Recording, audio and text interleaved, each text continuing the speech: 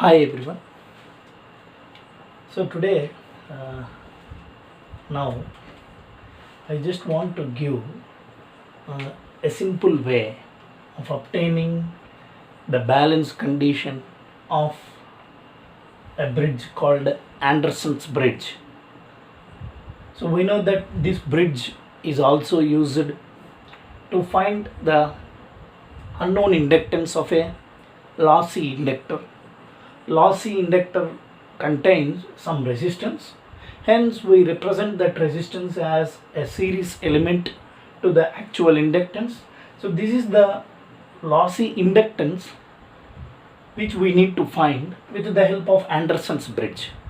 So when compared to all other AC bridges like Maxwell's bridge, Hayes bridge, Owen's bridge, Sharing bridge, Wien's bridge, there are different bridges like them, but out of all the bridges, this bridge slightly looks different. So it is very difficult to remember that bridge and the balance condition obtained from that bridge. So that is the reason why I chose this bridge. To make it more simple, I just give a small hint or small technique to remember this bridge easily. So just remember this bridge, any bridge actually contains 4 arms. So in the in the leftmost side, just connect the 3 resistances in star and a capacitor. This is already known to us, and this is another resistance. So in this way we can remember the bridge easily.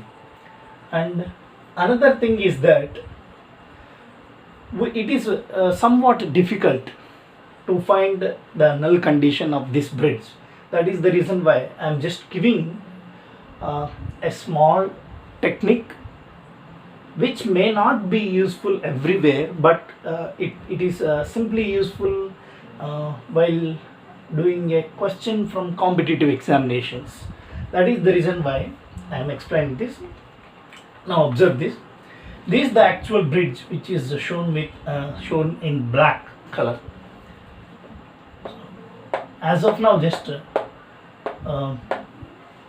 ignore these 3 resistances which are connected in red color. Now if you observe, these 3 resistances are star connected and you have a capacitor. This is the detector. As we have seen in our earlier lectures, we can connect the detector and the source in any fashion. Means the detector horizontally and the source vertically, or the source horizontally, detector vertically. Hence here I am considering the detector as a horizontal connection and the source as a vertical connection. So here you have a source in between these 2 terminals. You have an AC source and you have a detector horizontally, AC source vertical. To make this bridge simple, means to understand the balance condition in a simple way, just I am converting the star connected resistances, means R1, R2, R3, all these 3 resistances that are connected in star into delta connected resistances. When we convert these star connected resistances R1, R2 and R3 as delta, you will have 3 resistances in between these 2 terminals, 1 resistance, in between these 2 terminals another resistance, in between these 2 terminals another resistance. So that resistance is RC and RA and RB. When we convert this star into delta, we need to apply star to delta conversion techniques so as to find the delta connected resistance values. So in order to find the delta connected resistance RA, as it is connected in between the 2 nodes where R1 and R2 connected, this is RA value. These formulas are obtained from star to delta conversion from the circuit analysis. And after converting this star to delta, the bridge looks like this. Here you have a source in between these two terminals, so this is the source, and here you have a resistance which is RC in between these two terminals. So this is the resistance RC, and this is RA, this is RA, RXLX, which is the unknown lossy inductance which we need to find, and these two are parallel, RB and C3, because they are connected in between the same two terminals, and this is R. The bridge looks like this. When the bridge looks like this, now we need to understand another thing, that the resistance or the element, any element, it may be resistance, capacitance, inductance, whatever may be the element which is connected in parallel to the source cannot affect the null condition, because if you observe, this is the source terminals these are the two terminals in between the source and this resistance are connected. Now the total voltage which is supplied by this source will be appeared across this resistance. So there is no change in the voltage appearing across this resistance and in between these two terminals. As the voltage applied in between these two terminals is not changed by this resistance, it cannot affect the null condition. So we need to keep in mind two things about the resistances or the elements that are connected in series to the source and that are connected in parallel to the source. As we have seen in our earlier class, the resistance which is connected in series to the source and the resistance which is connected in parallel to the source. This is the resistance which is connected in series to the source, and this is the resistance which is connected in parallel to the source. These will not affect the null condition. That's why we can neglect the effect of the resistance RC here. So we can neglect the effect of resistance RC here. So I am neglecting this effect. Now if you observe this bridge looks similar to other bridges. So when I convert this star into delta, simply I made the bridge looks similar to the remaining bridges. And we know that from AC bridges, the bridge balance condition is product of the impedances of two opposite arms. We know that from the AC bridges, the balance condition is the product of the impedances. In DC bridges, we have taken the product of the resistances of opposite arms must be equal, whereas in AC bridges, we are taking the impedances of the opposite arms must be equal. If I consider the impedance of this arm as the impedance of the first branch, and this impedance as the impedance of the fourth branch, this as the second, and this as the third.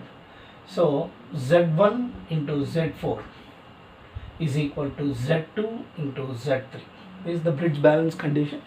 I just modify this bridge balance condition again to obtain the null condition in a simple way. I just modify this bridge balance condition. I just send this impedance Z3 to LHS side. So it will become 1 by Z3. 1 by Z3 is nothing but admittance, which is the reciprocal of impedance. So I can write now Z1 into Z4. If I send Z3 to here, you will get 1 by Z3. 1 by Z3 is replaced with Y3 and it is equal to Z. Z1 is RA and Z4 is R4. So RA into R4. Whereas Y3, I just sent this Z3 to LHS to get the null condition is simple way, because when the elements are in a parallel connection, it is better to find the admittances instead of impedances. If you find the admittance, because the elements which are in parallel can be easily added when you want to find admittance. when the elements are in series, they can be added when you are finding impedances. So when the elements are in series, finding impedance is easy. When the elements are in parallel, finding admittance is easy. That's why I am just finding the admittance of the third branch. The admittance of this resistance is 1 by Rb plus the admittance of this capacitance is j omega C3. This is the product of these three terms, and Z2 we know already, this is a lossy inductor which can be represented as Rx plus j omega Lx. Now from this we can find the bridge balance condition in a much simple way when we convert that star into delta and neglecting the resistance which is connected exactly in parallel to the source. Just simplify these things to get the null condition. If you multiply the first terms, you will get Ra into R4 divided by Rb plus, if you multiplying this term with the second one, you will get j omega C3 Ra into R4. This must be equal to Rx plus j omega Lx. Now just compare the real and imaginary terms to get the condition, null condition. So by comparing the real terms, you will get Rx is equal to Ra into R4 divided by Rb, and j omega gets cancelled. If you compare the imaginary terms, you will get Lx is equal to Ra R4 into C3. These two are the bridge balance condition equations which are obtained in a very simple way.